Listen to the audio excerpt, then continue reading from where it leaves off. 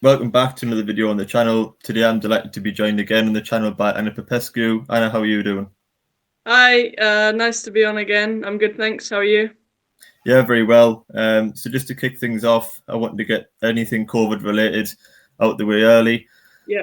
Talking about lockdown, I've read lots of different interviews and thoughts on lockdown. I think at the very start, a lot of sports stars rather quite enjoyed it, having the break away from sport, having that period of reflection and time to spend with family. But the longer it's gone on, people seem to be getting sick now and just desperately get back on court and playing their sport. Is that something that you felt as well?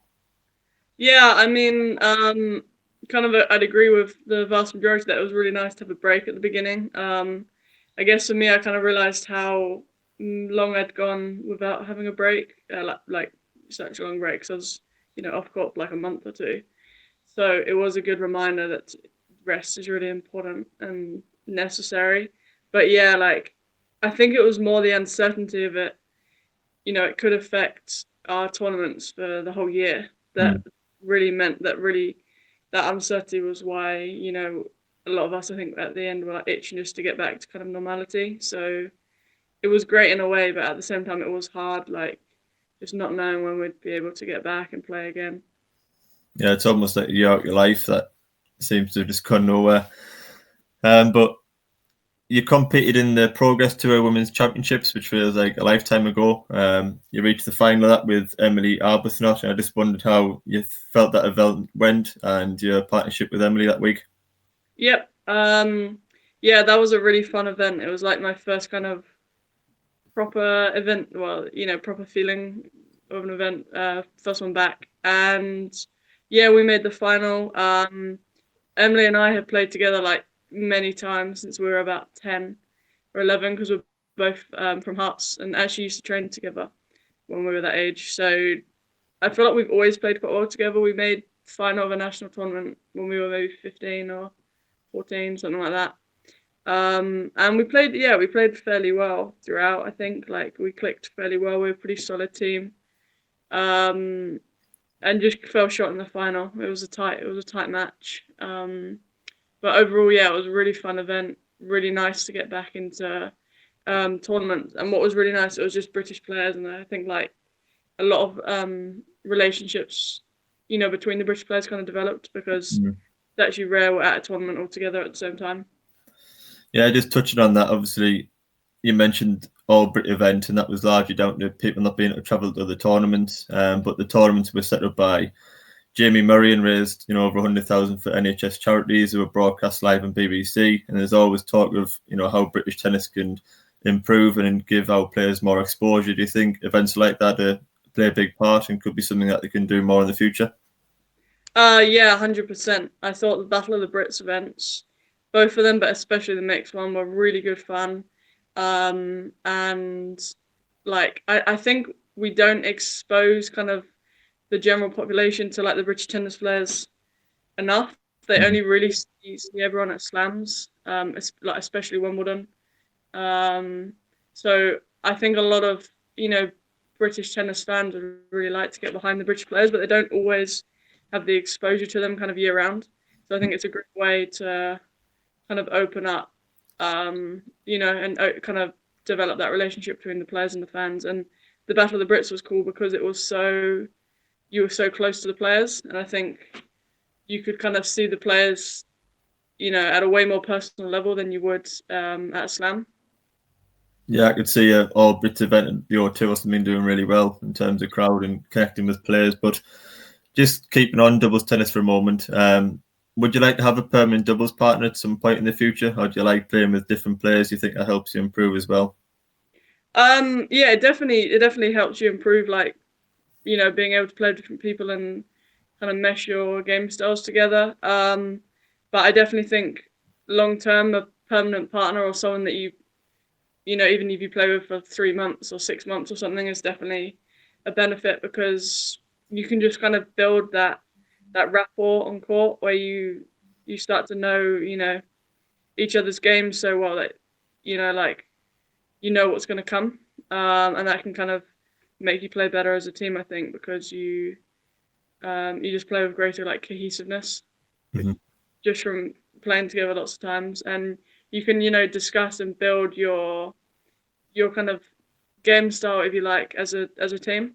So I think definitely like it's something I'm looking for, is to play with one person more often, because I feel like the results, generally speaking, for me have been better when I've been more with one person rather than with switching the whole time. Yeah, so just moving on, you managed to get out to Greece to compete at the back end of October. Just how nice was it to travel again and get back out on court? Yeah, it was awesome. It was strange. I like it was just weird flying again. Even I found that I was a bit anxious actually before the first flight out there. Because it's just different times, and I've obviously been home for like, I don't know, 6, 7, 8 months. So it was weird leaving, but the tournaments felt almost completely the same, apart from there was obviously some kind of COVID protocols in place. Like, I feel like everyone was in the same boat and felt similar to me. They were just so excited to be out there again. Results were almost secondary. I think everyone, like the tournaments where everyone was a lot more friendly with each other. I think because we've all like suffered so much this year that everyone's so happy to be back there. They're not, they're not so thinking results. They're just thinking, oh, I'm just grateful to be playing. And yeah, it was such a great feeling to be traveling and playing abroad. Nicer weather, all that kind of thing, and obviously seeing a lot of my friends I haven't seen in a long time. So yeah, really enjoyed it. Yeah, I know a lot of Brits went out there. I think Danielle Daly went to Greece as well. Yeah. So just moving on to 2021, it's difficult to look too far in the future after this year, but are you just hoping to fit in a lot of events in both singles and doubles and sort of, play a catch up on what you've lost out in this year? Yeah, definitely. I'm really excited to travel a bit more again. If I felt pretty safe, going to Greece, so I don't have, so many worries in traveling. I'm hoping, yeah, to hopefully travel in January kind of onwards. I'll definitely, come home and practice and train. Like, I'm not going to play, 3 or 4 months just tournaments in a row. But yeah, I'll be traveling more, and it's going to be a lot more complicated, I think, traveling because of quarantines and obviously Brexit as well. So I think I'm gonna, have to potentially stay out for a bit longer. Like, it's more complicated to go out for 1 week and come back. So it'd be more like, might go out for like a month and then come back for a few weeks. But yeah, I'm definitely got a lot of plans to, yeah, travel as much as I can and, play a lot of tournaments and hopefully do well in them. Yeah, with those travel restrictions that you mentioned, obviously we hope the UK ITF events are back next year. That might be, a better option for British players not having to travel if there is restrictions. So hopefully, especially the grass court seasons back next year, you're hoping to be involved in some of those as well. Yeah, definitely. I've only actually played the grass season once, which is not great. I've actually been injured for a couple of them, and I would like to play a full season, play like Wimby, like the pre-qualies, if I could get in. Excuse me. And sorry, got a bit of a cold. All right. I don't think it's COVID related. Hopefully, Enough. that's just a blocked nose. Yeah, so I'm hoping to play grass season, both singles and doubles. I mean, it's strong though, because it's obviously 100Ks now. Because I played it back when it was 50Ks, so I'm not sure I'm gonna get in. But it'd be nice. Yeah, I'd like to, if I can get my ranking a little bit higher in the first few months this year. Then it's definitely, I think it's every Brit's favorite part of the season, so it's definitely something I'd like to do. Yeah. So just moving on, the main aim of my interviews is to entertain the British tennis fans and also try and attract new people to the sport. Attract British sport fans to start following British players and attending more UK events.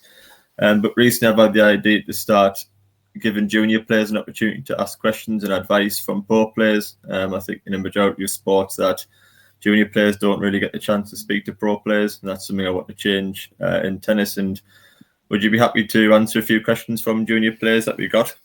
Yeah, of course. So one was that a player was suffering with nerves on court and how you manage that as a youngster. Yeah, it's a good question, but it's a really hard one. they don't just go away at all. Like, you just learn to cope with them better. When I was playing junior tennis, like 12, 13, 14, I used to not be able to eat before matches, so I'd go onto court for like my first match and I've eaten like 2 grapes. So I felt sick, I just couldn't eat. And that's definitely not, the best thing to do before a match. But I suffered with nerves a lot as a junior, and I guess as I got older, I don't know, I think when I was younger, you'd think every match was so important. That was like the biggest thing ever. And as I got older, I kind of came to realize that there's a lot of matches. Um, it's just about going out there and doing, controlling what you can control and like doing what you can on that match. And in a way, the result is secondary. It's not, completely in your control. So when I tried to, kind of focus my attention just on the it's cliche, but the controllables. Like, so I just think before a match, this is kind of my game plan. This is like, I want my effort to be here. This is how I want to handle myself. And focus kind of on those things. And obviously the nerves never completely go away, but I think sometimes the nerves are bound up in the result of it, and you've got to remember that your career isn't built just on one match. It's built on years and years. So you're going to have a lot of matches, and one bad match doesn't mean your career is over. One good match doesn't mean you've made your career. Like, it's just more about keeping going from match to match. From a more practical point of view, I think in between point routines really really helpful on court. It can kind of settle you, and just when you have a routine, it's something you can come back to, in between every point, and then that can kind of keep your mind is so focused on, okay, I'm breathing, I'm picking up the balls, I'm about to serve, I'm going to serve here, I'm bouncing the ball, this is what I want to do in this point. You almost are so like focused on what you're doing that you forget kind of everything else. So that's why like in between point routines as well are really powerful. But I think also like my other advice would be the nerves won't go away, and don't like expect them to. The nerves just show that you care, which is a good thing. So look at them as a good thing. Work on some in between point and in between game routines that kind of help you keep your mind on the present in the match, and then remember as well that one match isn't going to change your whole life or career really. It's just a process of improving every match. Yeah, it's really important what you said, and the fact that if the nerves aren't going to go away, you've got to find a way to sort of channel them, and just find a way to zone out and just focus on the match in hand and focus point by point. The next question sort of links in, and the fact that someone asked, do you have a specific pre-match routine? I think a lot of people watch from the outside in and just think players like Nadal and Djokovic turn up and just play like they do, like robots. But as we've seen with Rafa, pre-match and in-match, is very meticulous in his routine, and with his water bottles and the way just before he served, we've seen it throughout the years. So yeah, do you have any specific match routine or anything you do during match to just set up yourself for as the best as possible? Yeah, so I think like the first thing would be for me is making sure everything I need is ready. So that's like racket, strung, gripped, stenciled. I've got my food. I've got anything else like my notepad or anything else I might need on court, my electrolytes, whatever. So that would be my first thing, because then I feel like everything's prepped. So I don't need to kind of stress about and not having something on court that I need. And then I think before a match, I like to think about whether I know the player, tactics. Obviously, if I don't know them, then I'd just be focusing on myself. If I do know them, then I would, kind of think about what tactics I think might work and what might be good tactics to play. And so that would be like one thing I'd go through before my match, which is like my kind of match, not really goals, but how I'm looking to set up points or how I'm looking to play. And like I said before, my goals from the match of okay, I want my effort to be here and so on. And then before a match for me, it's I go back to what when am I going to eat before the match? And what am I going to eat? Because I think it's really important that you're fueled, because you don't know how long you're going to play for. You could play 3-4 hours. So that'd be my first port of call. Like, when am I eating? Because I like to eat like 2-3 hours before the match, so I have some time to digest. And then for me, like, the most important thing is like a really good warm up. Making sure like everything's kind of ready to go. There's a lot in tennis. Obviously you're using a lot of different muscles, so um, I like to make sure all my muscles are primed and kind of ready to go. And then it's just for me, like, just breathing before I'm going on. So I'm going on in like a calm frame of mind, and not too kind of over stressed or anything. It's just about going in calm. I know my game plan. I'm fueled up. I've got everything I need, and I walk on court and I know I'm fully warm. Like, I've covered, and then I know I've covered everything, and then that kind of puts me in the best position to play well, I think. Yeah, I think the warm up is massively important, and I've sort of learned that myself when I done the Great North Run a couple of years back, and there was a woman doing a warm up, and I thought, I don't need to warm up, I'll be fine, and soon regretted it when the race started. But just moving on, talking about the transition from playing juniors to pros, somebody's asked, what was the biggest change that you made in your game that made you a better player? So I think I missed actually a lot of the transition from juniors to pros because I was injured. So I kind of went from like 15, and I was injured then for a few years, and then just when I was better, I was just starting playing pros, and I hadn't played a lot, so I was just sort of adapting to what it was like. But obviously, it's quite a lot more intense, and I'd say a lot more competitive, generally speaking. Um, in my life, I'd say the biggest change I made that made me a better player would be when I was about 14, 15, and I like really decided that I wanted to go for tennis fully. For me, it was just completely committing myself to that, because it's a lot more than just going to your tennis sessions. It's nutrition, sleep, hydration, um, lots of recovery. Working on your mind, whether that's like mindfulness or visualization. Your thought processes. So I'd say the biggest thing that helped me was when I said, this is really what I want, so I'm just going to go for 100%. And that like does involve some sacrifices, and it does involve saying, okay, like, I'd like to stay up or go out or something, but I know I've got a session tomorrow, so I need to be in bed, or whatever that is.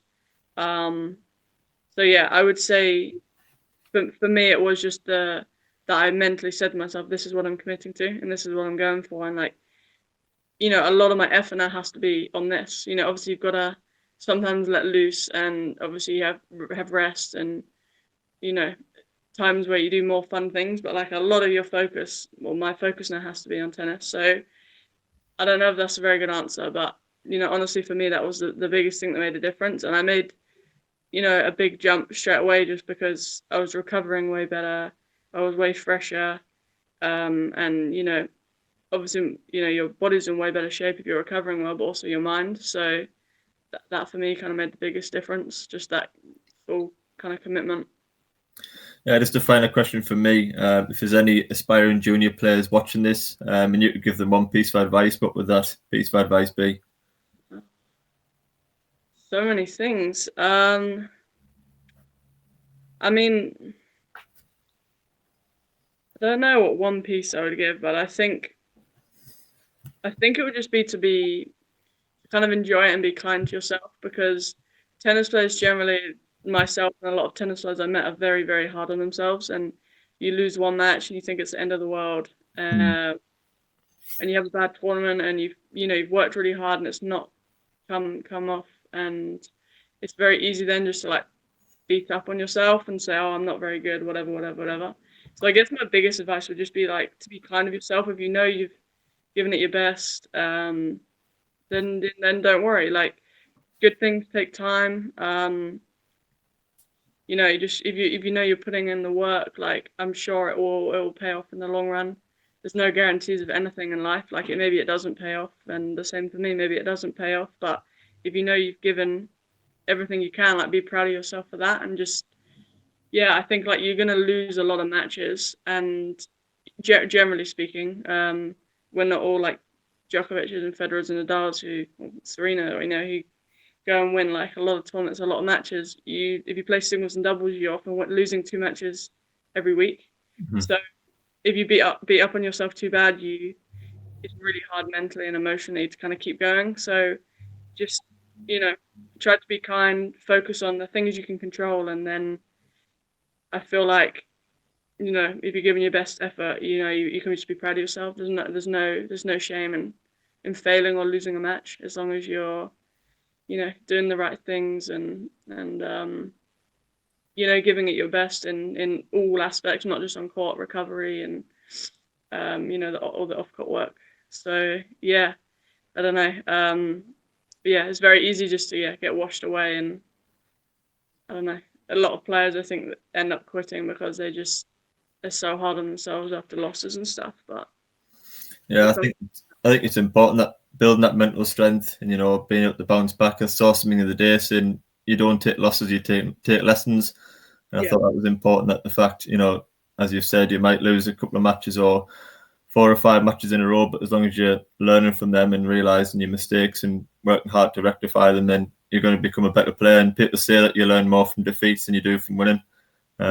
And building that mental strength and being able to continue when things aren't going well, probably the best thing you'll do in your career. But answers were great. Thanks a lot again for your time and joining me again on the channel. Hopefully we do get to do one of these interviews in person one day. It might be 2025, but I'm sure we'll get there.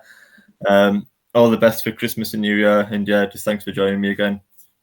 Oh, no problem. It was really nice to be on. I hope you have a great Christmas and New Year too. Thanks for having me. No worries. Just finally for me, I'm interviewing Danielle Daly later today, and also interviews with Ryan Peniston and Elise Maloney are coming soon. So make sure you are subscribed to the channel so you don't miss those. Thanks a lot for watching.